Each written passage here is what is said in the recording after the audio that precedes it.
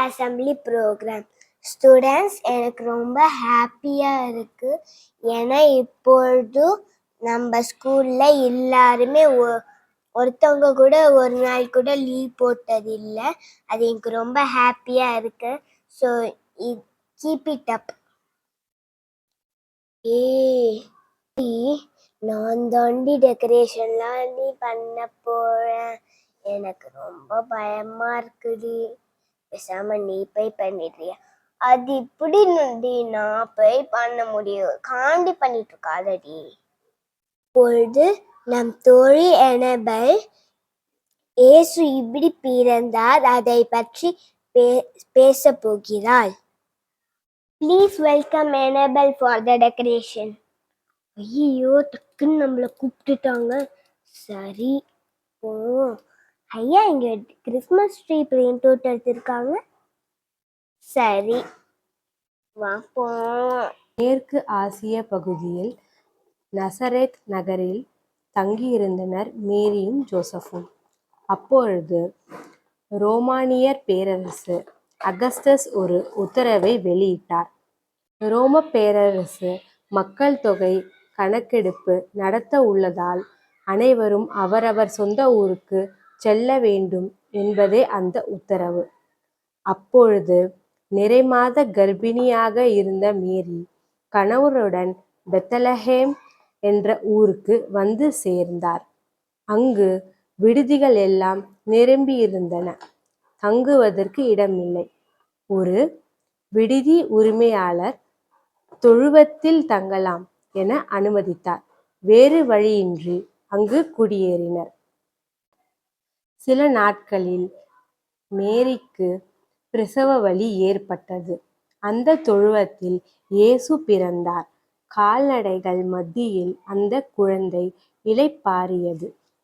இயேசு பிறப்பை பற்றி செய்தியை பெத்தலஹேமுக்கும் அருகே வயல்வெளியில் ஆடு மாடுகளை மேய்த்து கொண்டிருந்தோர்க்கும் கூறினார் தேவதூதர்.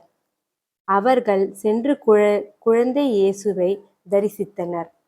தொலைதூர நாட்டில் வசித்திருந்த மாகி என்ற 3 ஞானியர் அவர்களுக்கும் பார்ப்பதற்கரிய காட்சியை வானில் கண்டனர்.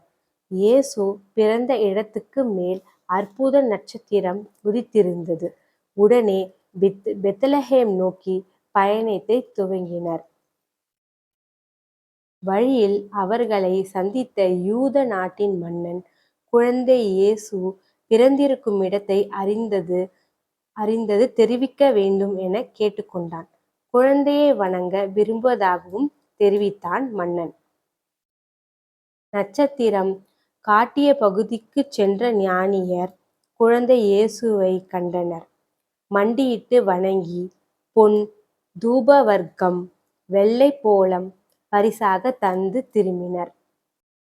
உண்மையில் குழந்தையை கொல்ல திட்டமிட்டிருந்தான் மன்னன். இதை அறிந்திருந்த ஞானியர் வேறு மார்க்கத்தில் இருப்பிடத்துக்கு திரும்பி சென்றனர். இயேசு அன்பு, கனிவு மற்றும் அமைதியின் வடிவமாக திகழ்கிறார். அவர் வளர்ந்த பின் ஏழை மக்களுக்கு உணவு வழங்கி பசியாற்றும் பணியை செய்தார். வறுமையில் வாடியோர் பிணியை போக்கினார். அந்த உணவும் உபசரிப்பும் ஒருபோதும் குறைவில்லை.